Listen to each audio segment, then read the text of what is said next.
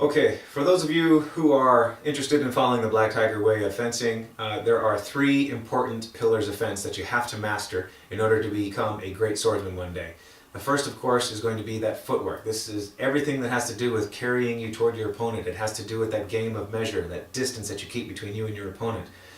The other pillar, of course, is going to be what most swordsmen are actually known for when they gather or garner some sort of notoriety for themselves, and that's the actual sword work itself. All the techniques and the moves and the attacks that you do with the sword, the dagger, the buckler, etc.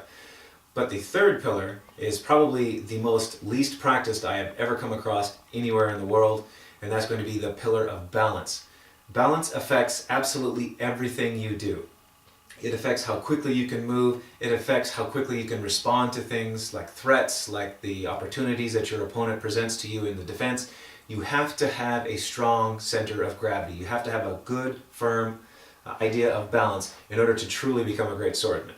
So that being the case, I'm going to show you a couple of examples of exactly how balance can indeed be used against you and how it is important that you maintain that balance at all times. And we're going to show the importance of balance first on footwork itself.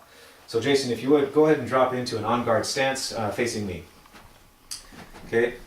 Now, as you'll notice, Jason's heels are in a line, his feet are at 90 degrees, and he's got a good low stance so that allows him to be able to stand properly to maintain a good solid posture. Now, the thing about the balance is that it's very easily used against you.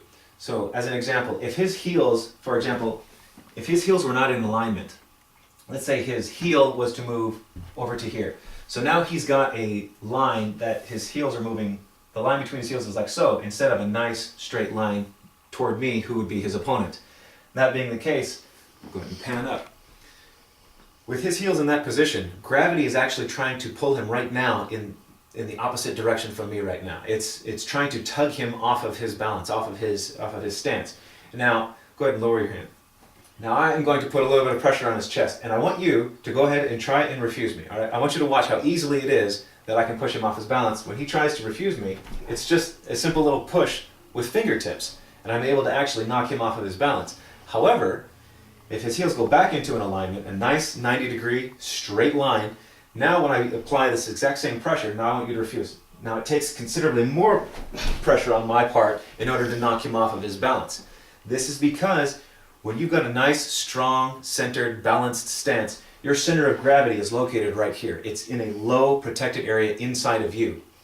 As opposed to, go ahead and look and pen over here, but as opposed to if you are, say, leaning forward, for example, that center of gravity here, as I'm leaning forward, falls outside of me. Or if I have a tendency to lean back, again, it will fall outside of me from behind.